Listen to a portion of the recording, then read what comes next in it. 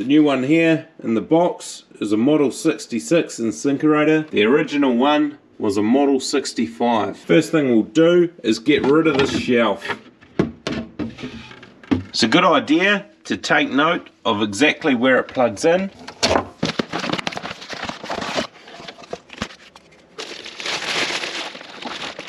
This one here is the new unit. Make sure you got some decent gloves to check on your hands before handling the old waste disposal. First thing we're going to disconnect is this waste pipe up here on the side of it. Simply unscrews clockwise. Next thing, we'll remove the entire Insinkerator unit. To remove the unit, we have to twist this metal piece clockwise. Before you twist the entire unit around, make sure that you've got adequate support underneath it because it will drop down. And they are not light. There goes the old unit, and we can chuck this one straight in the box. Always replace the upper mounting assembly when you're replacing Insinkerators. This here is the new one, and there's also some gaskets in a wee bag here. Remove the inner from above. It's a good idea to cover the drain up. We'll just leave that paper towel on top until we've finished our job. Underneath the top mounting assembly, there are 3 Phillips screws. We'll have to loosen these ones off. Once the screws are loosened off, you can then push this part up and you'll see a metal ring on the inside here. Now this here, you must pull off first so you can remove this from the top part.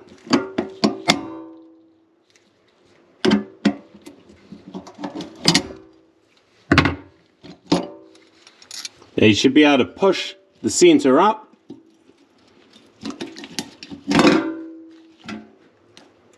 And remove these parts from the bottom.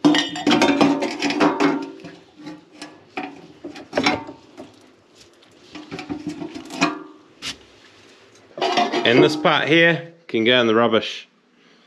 Give it a good clean up before installing the new mounting assembly. Clear up any glue residue that may be left on the bottom of the sink. Good way to get the glue off, if there is some, is just by running a knife.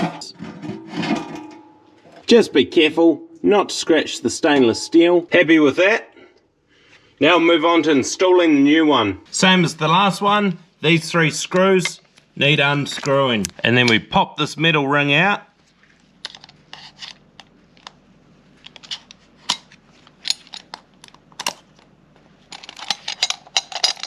You can also pop these out to get them out of the road.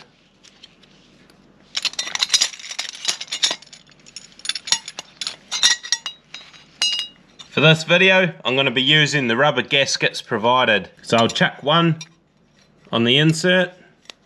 Ensure it's on there the whole way. Ensure the interior of the sink is clean before proceeding. The insert now can go straight in there. You want to make sure the writing is the correct way up from the way you're facing the sink. On the inside here, we're going to install the next gasket and this steel plate. You'll need to push down from the top to get the gasket on.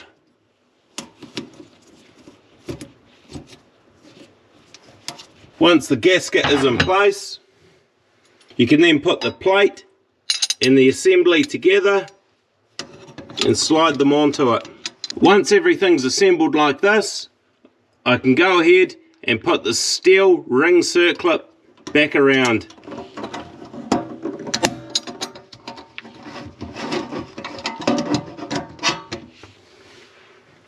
Now at this stage, we're going to be doing these screws up. It's easy just to finger tighten them first. Once it starts firming up, it's time to check the orientation of the writing inside here. We want to make sure it is perfectly centered for the observer. And then holding it in place at the top so it does not move, we can then go ahead and tighten these screws. Once evenly secured and fixed in place, we can then chuck the unit into position. Before installing the waste disposal unit, we first must mount the discharge pipe to the unit itself. This plate simply slides over this end and this gasket goes around the lip.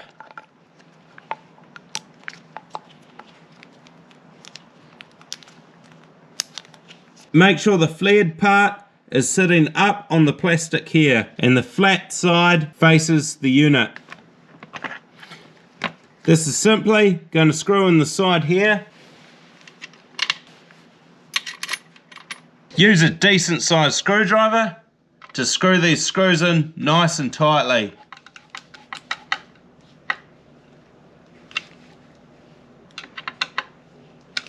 There should be no movement in this piece here. Now we can install the unit.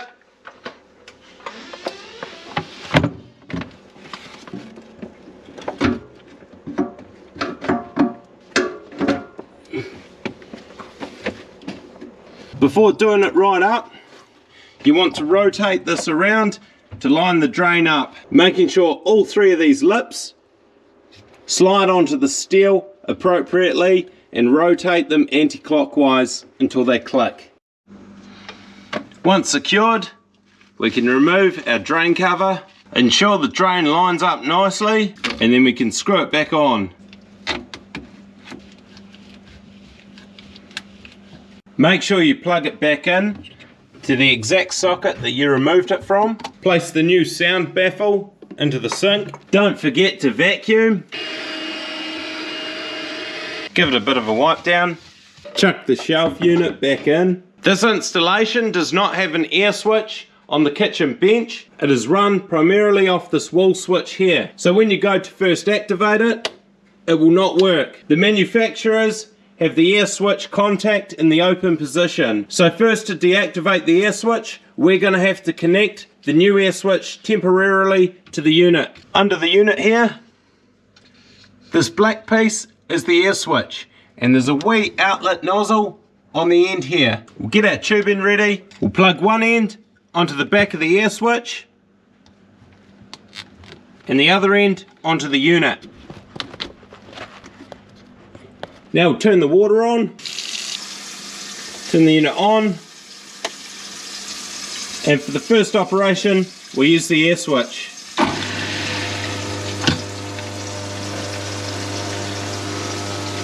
Now we can turn it off, disconnect the air switch, and from now on the waste disposal will work solely on the electric switch. Cheers for watching.